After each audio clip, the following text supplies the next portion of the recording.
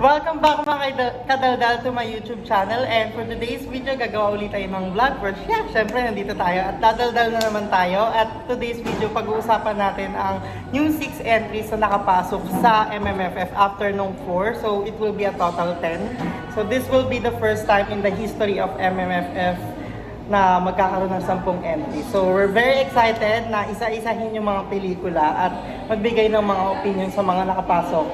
Yeah. So, basahin ko muna yung mga nakapasok na entry. So, i-flash din naman sa screen. Huwag na pala kasi hindi naman edit. So, yung mga nakapasok sa MMFF, A Family of Two, A Mother and Son Story. It will be a drama. Becky and Badette comedy. Sabihin natin yung mga starring, sining bida. Sige. Go. A Family of Two, A Mother and Son Story. It's a drama. Starring none other than megastar Sharon Cuneta and Alden Richards. Alright, and the next is Becky and Badette. It's a comedy under a Dia First company starring Poc Wang and Eugene Domingo. And there's more. Marami silang mga kasama dito. And Broken Heart Strip, it's a comedy. It will be starring Christian Bables. At marami pa. PJ Marquez, Marvin Yap, and etc. It will be a comedy as well. So dalawa na yung comedy sa MMFF. Grabe no, daming entry ni Christian Bables from MMFF, tapos Summer MMFF last April, and then meron na naman siya ngayon. Favorite ata siya ng MMFF, no? Pero actually dito sa mga movie na to, wala akong masyadong hindi ko napanood yung mga teaser kasi ganun ako pag nanood ng movie. Hindi ko pinapanood yung teaser. I think wala pa naman teaser kasi ginagawa. Oh, yan. Pero yung some kasi meron na, like yung Malyari, Poster, yung Bursa, ganyan meron na. So, yan. And curious lang, yung Broken Heart Strip ba, siya? It's a LGBT. Becky din ulit si Christian Bables. Okay, as usual. So next is Firefly. Nalagay dito, it's a fantasy. Yeah, this is under Jimmy Pictures and Jimmy Public Affairs, directed by Zig Dulay. Siya rin na nag-direct ng Maria Clara Tibara na napaka-hit hanggang ngayon sa Netflix. At ito ay star-studded dahil nandito rin si Cherry Pie Picache, Isabel Ortega, Miguel Dan Felix, Cherry Pie Picache, Dingdong Dantes, at marami pang iba. And Alessandra Dorosi, napakaganda nito dahil siyempre Jimmy Public Affairs at first time nila na magkaroon ng entry sa MMFF under Jimmy Public Affairs. So next natin dito, ito yung pang-anim, it's Gumbursa. It's a historical kwento nung tatlong nagarote na inspired kung bakit nasulat ni Jose Rizal yung El Filibusterismo. It will be star-studded din kasi nandito si Elijah Canlas, Ketchup Eusebio, so and Jung D. So Piolo Pascual. Piolo Pascual. So abangan siya ng maraming tao. Yun. Next one, papasok na tayo. Siyempre, di nawawala ang horror, Kampon. Horror to, Kampon. So starring Derek Ramsey and Beauty Gonzalez. Nandito rin si Zainab Harake. So watch out for this dahil it's a horror film and comeback din ito ni Derek sa MMFF. Next, kasi usual, di ba, lagi siyang may drama, kasama niya si Jenny Lee. Perfect tandem yung dalawa. Nang-miss ko na sila actually. Di ba? English Only Please. Di ba? Next natin is Malyari, ang horror. Ito yung pinag-usapan ngayon kasi before pa siyang gawin, ito ako dito, familiar ako dito. Kasi ito starring Piolo Pascual at saka kakaiba yung magiging story niya kasi 3 generations siya. So meron siyang 1870s, meron siyang sa gitna, tapos meron siyang present time. So parang may nagdo-document, tapos mapupunta siya sa gitna, something like that. So horror siya? Horror siya. Kwento siya nung pare.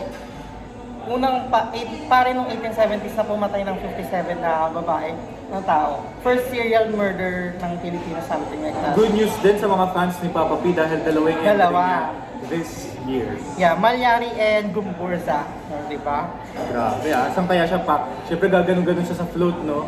Punta muna ako doon, Hindi, pipili yan. Usually pumipili sila ng isa eh. Yeah. Ganyan din nangyari kay Marian Rivera before. Desperadas, and meron pa siyang isa. Tapos gumanon siya in between. Last year din, pangalan nito, makalimutan ko. Yung sa Here Comes the Groove, yung babae doon,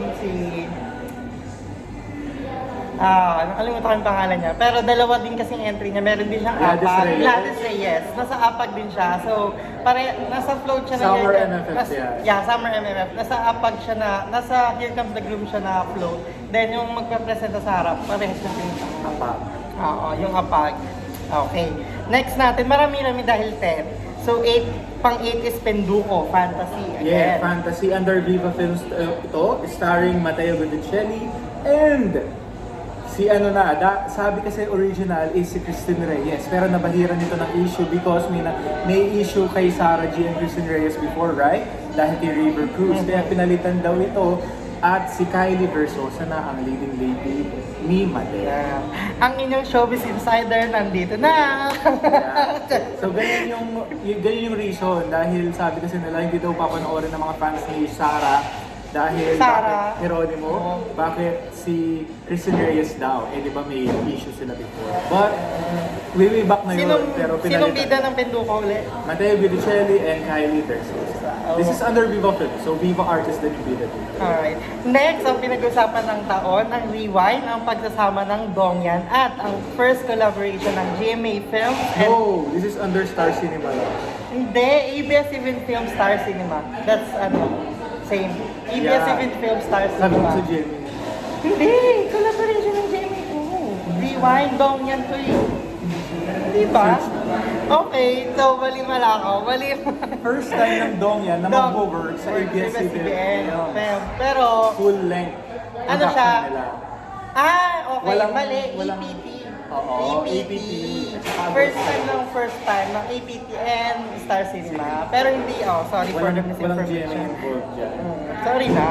APT and GMA Films. No. Ano ba? APT APT and ABS-CBN. Oh, sorry na. Eto, next, alam ko to. When I Met You in Tokyo. Wait, drama yun. So maganda yung pag-usapan yun dahil Ay. comeback yun. Tsaka Dongyan yun eh. Dongyan yun, after You To Me or Everything, comeback film nila ito.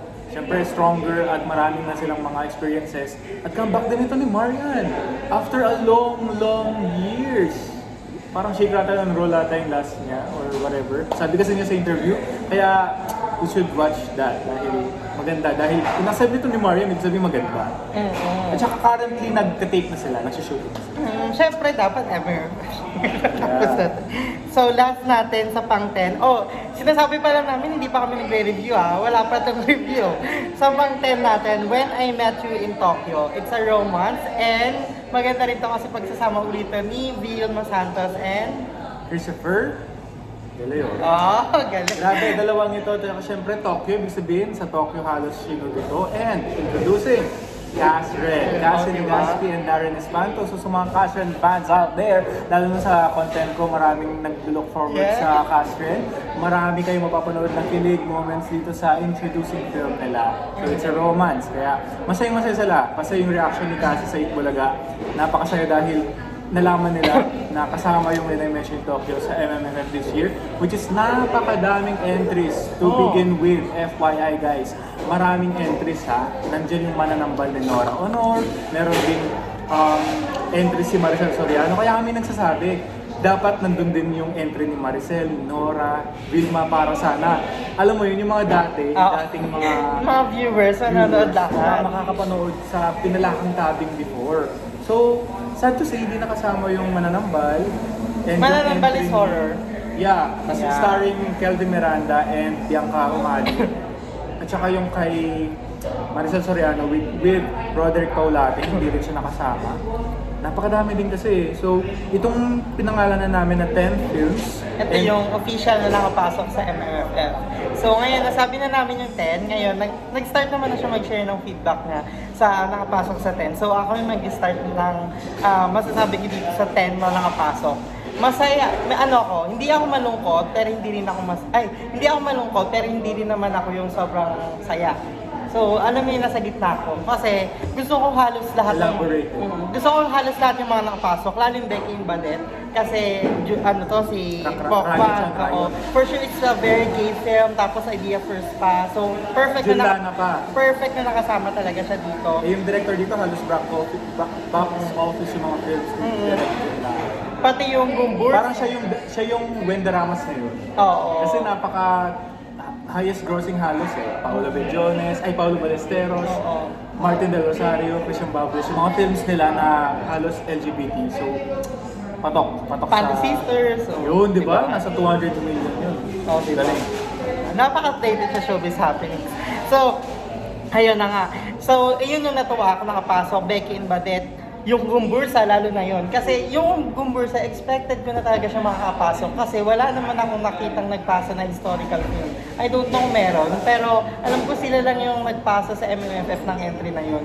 Pero kung meron So pang far. iba, deserve nila makapasok kasi sa teaser pa lang na pinalabas nila, ang ganda. Parang lahat na kasi nagawa na yung kwento ni Gerardo Luna, nagawa na yung kwento ni Bonifacio, dalawang version ni Goyo, nagawa na. So it's time na magawa itong movie na to para mas mamulat yung mga tao. Kasi ito yung nagbugso kay Jose Rizal, yung sa El Filibusterismo, kung bakit niya nasulat yung yung El Filibusterismo. Yeah, tsaka comeback din ito ng historical film ng MFFF dahil 1994 or 1990s yung Jose Rizal ni Cesar Montano Oh, yeah. under GMA Films. Yun yung parang kauna-unahan na historical na pinasok sa MFFF. Pero wala nang sumunod. So ito na nga yung... But yung kay ano pa dito, yung si Daniel Padilla pa nga tapos si Robin Padilla. El Presidente. Pasok din sa MFFF. Oo, kasi marami namang sumunod, pero I believe ito yung pinaka mas importante, kailangan pag-usapan niya yung mga Oo. Then, ang pinaka natuwa din ako na nakapasok is yung Malyari and yung Rewind. Yung Rewind kasi nakapasok na siya noong una eh. Ito yung mga bagong nakapasok eh, yung Malyari. Yung Malyari, oo. Kasi, yun nga, pinag-usapan ng mga tao yun si Piolo Pascual. Tapos, interesting yung story kasi niya. Kasi, yun nga, 3 tao pala si Piolo. So, hindi na siya isang tao. Tapos, may isang interview pa nga na sulit na yung binayad sa kanya na hindi siya tinawaran. So, highest paid pa talaga siya dito. Ako, I have to say na I'm sorry sa mga Nadine fans out there dahil hindi nakasama yung Nocturno. Yun pa nga lang sasabihin ko. Super sad tayo guys. I'm not a big fan of Nadine pero yung Deleter kasi last year was a big hit dahil top 1 siya.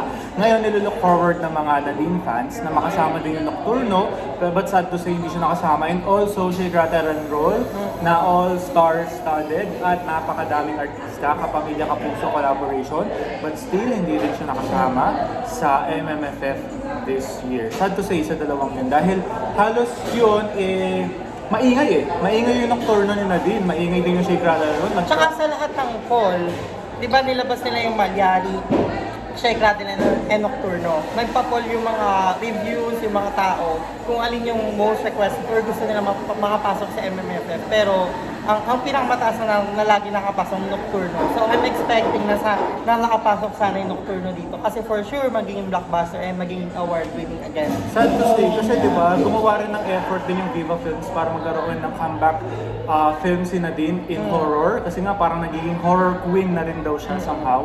Kaso sad to say sa mga Nadine fans out there, sorry, hindi nakasama. For some reason, siyempre din natin alam yun dahil yung MMFF board of judges na yung nagsabi or ano yung isasama na latest na 6 dito sa MMFF. Kaya yun, sabi ko nga, hindi ako masaya, hindi ako malungkot, hindi rin ako ganun masaya. Kasi nga, ayun, hindi nakapasok yung Shake, Rattle and Roll, yung Nocturno. Kasi Nocturno is Nadine Lustre. Nakabangan ko sana maganda. Tapos, yung Shake, Rattle and Roll din, part na siya ng, diba, tradition natin tuwing MMFF. So, expecting na sana babalik siya dito, diba? Parang ito na yung comeback nila sa MMFF, pero hindi siya napasama. So, ayun. Sayang, Regal Entertainment.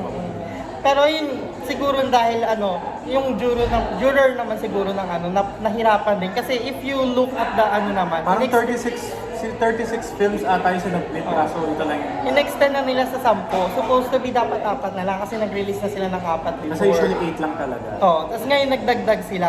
And pag pinansin mo naman, naging fair naman sila kasi tignan mo, may 2 comedy, may 2 fantasy, may 2 horror. Tapos may may drama, tapos may romance, tapos may historical. So naging fair siya. Mix of everything. Parang pasok lahat ng hahanapin ng tao sa darating na MMFF. Yun.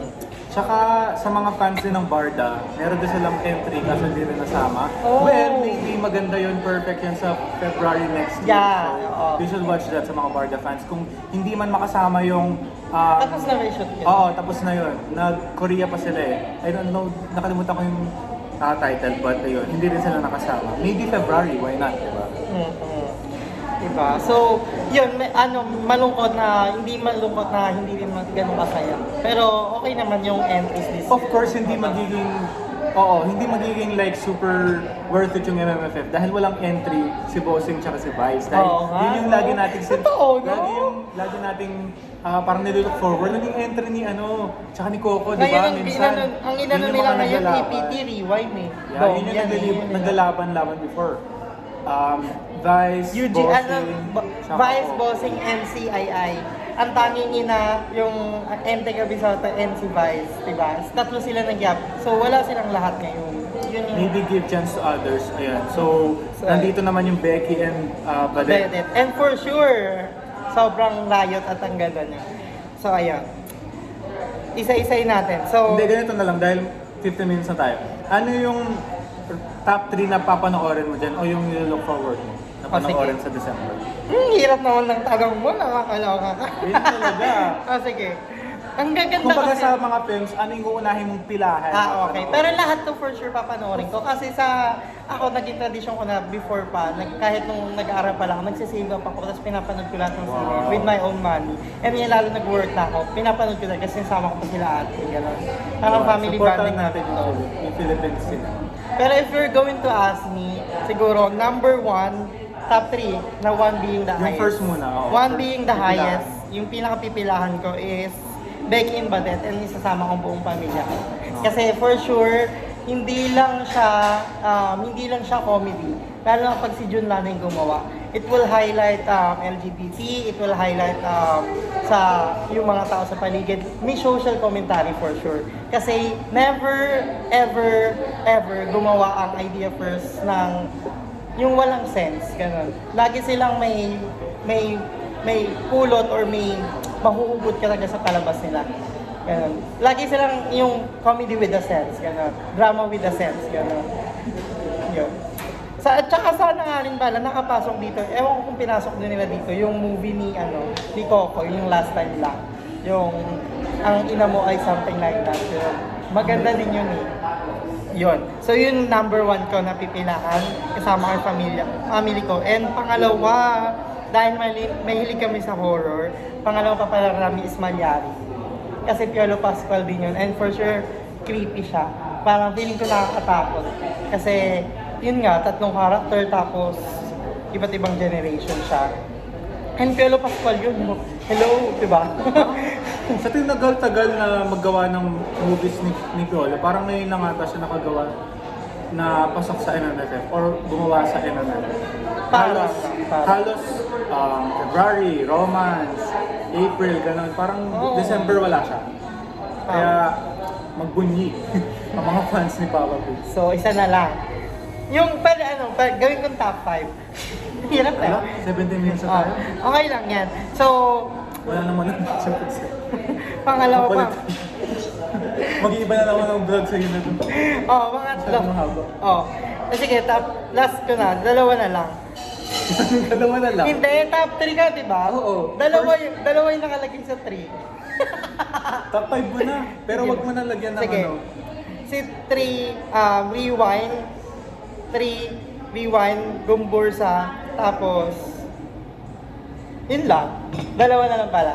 Rewind, So, tapos top Gumbursa, top 4. 4 films Dong yan na... kasi, maliit na explanation. Dong yan, tapos historical kasi. Nasabi ko naman na kanina.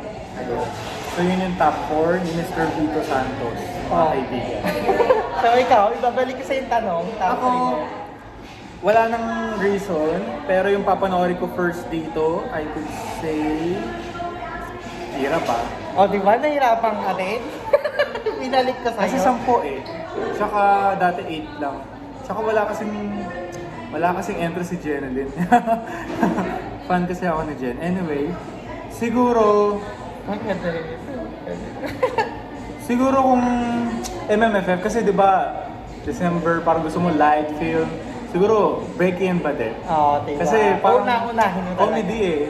Nakaka-feel Siyempre good. gusto mo matawa, diba? Gusto mo matawa. Paano wala rewind dahil dong yan to?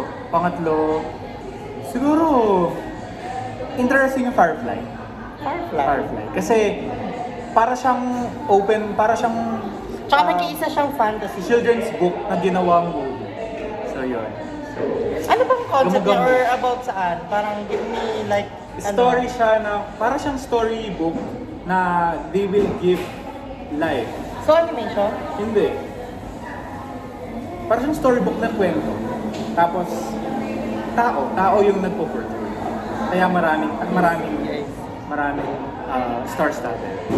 Yun yung top 3 ko. Hirap, no? Oo. Mahirap. Pero lahat maganda. Lahat na maganda. Panoorin natin guys. Wala Sa nang talaga December. yun.